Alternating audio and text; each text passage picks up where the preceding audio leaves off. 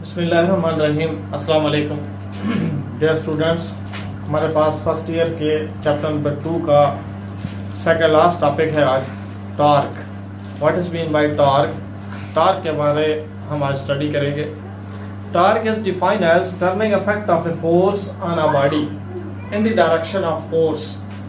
किसी भी डायरेक्शन के अंदर प्रोड्यूसिंग फोर्स जो होती है वो जब हम टर्न करवा रहे होते हैं किसी भी अफेक्ट को, किसी भी गाड़ी को जब हम टर्निंग देते हैं तो उसके ऊपर जो अप्लाइंग फोर्स होती है उस फोर्स की वजह से जो टर्न करवा रही होती है टॉर्क प्रोड्यूस हो रहा होता है। तो हम इसकी डेफिनेशन यूं करेंगे कि turning effect of a force on a body in the direction of force, कि किसी भी बॉडी के ऊपर जब उसको टर्न करवाते हैं तो टर्निंग इफेक्ट जो होता है फोर्स का उसी डायरेक्शन के अंदर प्रोड्यूस टॉर्क, वो टॉर्क को क्रिएट करवाना होता है।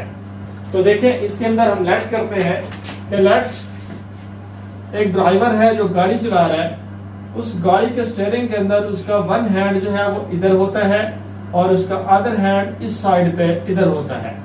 लेट करते हैं गाड़ी को ऐसे टर्न करवा रहा है, तो जब इसको टर्न करवाएगा तो वन हैंड से ये फोर्स लगा रहा है इस तरफ और दूसरे हैंड से फोर्स लगा रहा है इस तरफ। तो देखें ये भी फोर्स लग रही है, ये भी फोर्स लग रही है। अब देखें तो एक फोर्स इस जानिब जा रही है, दूसरी फोर्स इस जानिब आ रही है।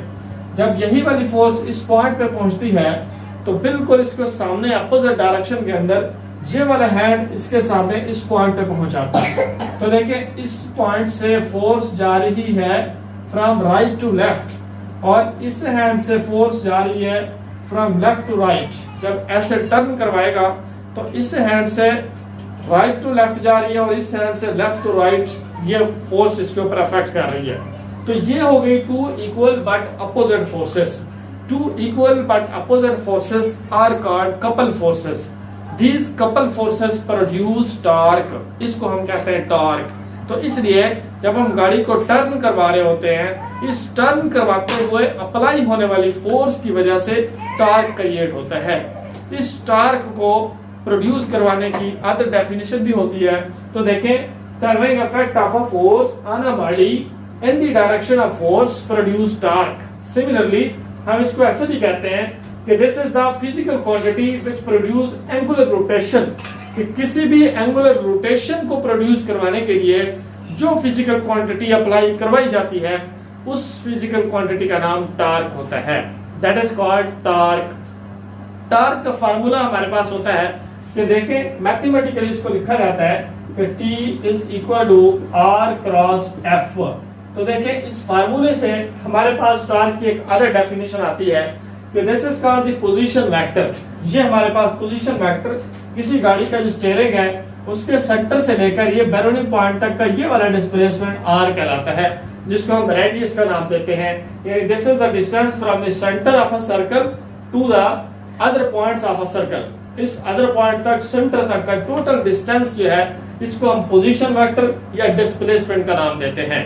इसको R से भी डिनोट किया जाता है, इसको आप L से भी डिनोट कर सकते हैं कि ये डिस्प्लेसमेंट को शो करता है। तो आप L क्रॉस F भी लिख सकते हैं, R क्रॉस F भी लिख सकते हैं। R, L ये सारे डिस्प्लेसमेंट को शो करते हैं from the centre of a circle to the external point of a circle is called position vector और radius of the circle.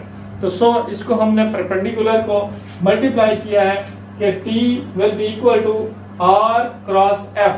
R position vector and F is the applying force. इसके ऊपर apply होने वाली force जो है उसको आप F करते हैं और इनका जो प्रोडक्ट होता है इसको टॉर्क कहा जाता है।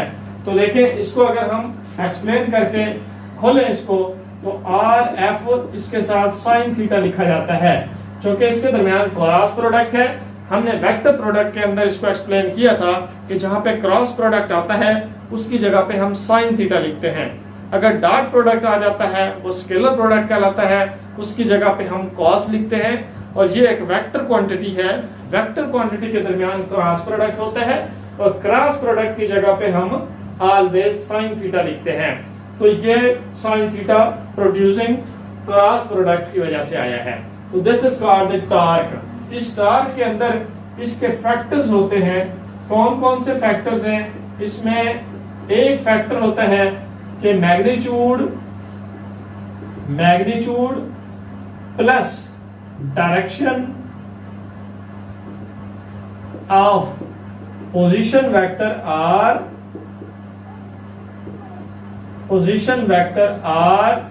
एंड फोर्स एफ, ये दो चीजें जो होती हैं, position vector R and force F, इन दोनों की मैग्नीट्यूड क्या है, इनकी डायरेक्शन क्या है, इन चीज के ऊपर डिपेंड करता है टॉर्क का फैक्टर। ये फैक्टर है इसका।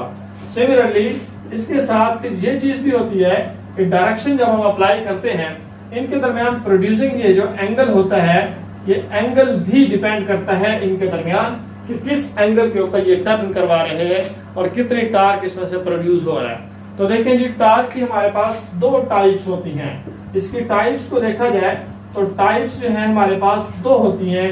फर्स्ट टाइप को आप कहते हैं positive torque and second type को हम कहते हैं नेगेटिव टार्क। कि when positive torque is creating and when negative torque is producing. तो देखिए, नेगेटिव और पॉजिटिव के दरमियान डिफरेंस हम यहां से देखते हैं कि when a force is applying on a body in the direction of a force की डायरेक्शन के अंदर जब आप इसको रोटेट करवाओगे, टर्न करवाएंगे, तो ये देखा जाता है कि अप्लाइंग फोर्स एंटी क्लॉकवाइज है या क्लॉकवाइज है। Anti clockwise rotation produce the positive torque, similarly clockwise rotation produce negative torque. अगर फोर्स इसके ऊपर एंटी क्लॉकवाइज अप्लाई हो रही है तो इसमें से पैदा होने वाला टार्क पॉजिटिव होगा। अगर इसके ऊपर फोर्स अप्लाई हो रही है क्लॉकवाइज, तो क्लॉकवाइज रोटेशन की वजह से पैदा होने वाला टार्क वो नेगेटिव टार्क कहलाता है। अब इसका हमने यूनिट और इसकी डायमेंशन को देखना है। तो देखें, टार्क का यूनिट क्या होता है। जब इसके यूनिट को देखा जाता है तो torque will be equal to, चूंकि आर और एफ का ये प्रोडक्ट होता है, आर इसमें डिस्प्लेसमेंट होता है, एफ इसमें फोर्स होती है। डिस्प्लेसमेंट के यूनिट को हम मीटर कहते हैं और फोर्स के यूनिट को न्यूटन कहा जाता है। So torque's unit is newton metre. Newton metre इसका फार्मूला जो है यूनिट फॉर्म के अंदर इसको न्यूटन मीटर कहा जाता है। नेक्स्ट हमारे पास इसकी होती है लास्ट में डायमेंशन। डायमेंशन को किस तरह से हमने डिनोट करना है, तो देखें, डायमेंशन लिखने के लिए सबसे पहले इसके सिंबल्स लिखे जाते हैं। सिंबल्स को स्क्वायर ब्रैकेट के अंदर क्लोज करके लिख देना, वो उसकी डायमेंशन कहलाता है। तो देखें, टी ये डायमेंशन की फॉर्म में इक्वल टू ये आर है and this is F. R का मतलब होता है हमारे पास डिस्प्लेसमेंट। सिमिलरली ये जो फोर्स होता है, ये हमने Newton second law of motion के अंदर भी पढ़ा है कि F is equal to ma होता है। इस ma के अंदर ये जो m है, m का मतलब होता है मास। सिमिलरली एक्सेलरेशन का मतलब होता है डिस्प्लेसमेंट ओवर सेकंड इसका स्क्वायर, सेकंड का स्क्वायर यानी डिस्प्लेसमेंट मीटर पर सेकंड स्क्वायर, ये यूनिट शो करवाता है इसका। तो देखिए, torque it is equal to displacement. Displacement को आप सिंबल की फॉर्म के अंदर जो है वो लेंथ का नेम देते हैं कि ये लेंथ को शो कर रहा है। सिमिलरली मास को हम सिंबॉलिकली किलोग्राम से डिनोट करते हैं। नेक्स्ट हमारे पास डिस्प्लेसमेंट, इसको भी लेंथ शो करवाया जाएगा। और सेकंड जो है ये टाइम का यूनिट होता है, तो इसकी जगह पे टी का स्क्वायर आ जाएगा। यहाँ पे कैपिटल ब्रैकेट दे देंगे, उसके बाद इसको इकट्ठा करेंगे तो देखें ये किलोग्राम जो है ये मास का यूनिट होता है, इसलिए इसकी जगह पे m लिख देना है। किलोग्राम का सिंबल जो है वो मास होता है, m लिखेंगे। ये लेंथ एंड लेंथ l का स्क्वायर हो गया, t का इनवर्स ऊपर ले जाएंगे, t के इनवर्स का स्क्वायर बन गया। This is called the dimension of torque. यहाँ पे टार्क की डायमेंशन है। इधर हमारे पास टार्क का टॉपिक जो है वो कंप्लीट होता है। यहाँ तक इसको देखना है। नेक्स्ट इंशाल्लाह ताला इक्विलिब्रियम के टॉपिक के साथ फिर पढ़ने के लिए मिलते हैं इंशाल्लाह। अल्लाह हाफिज़।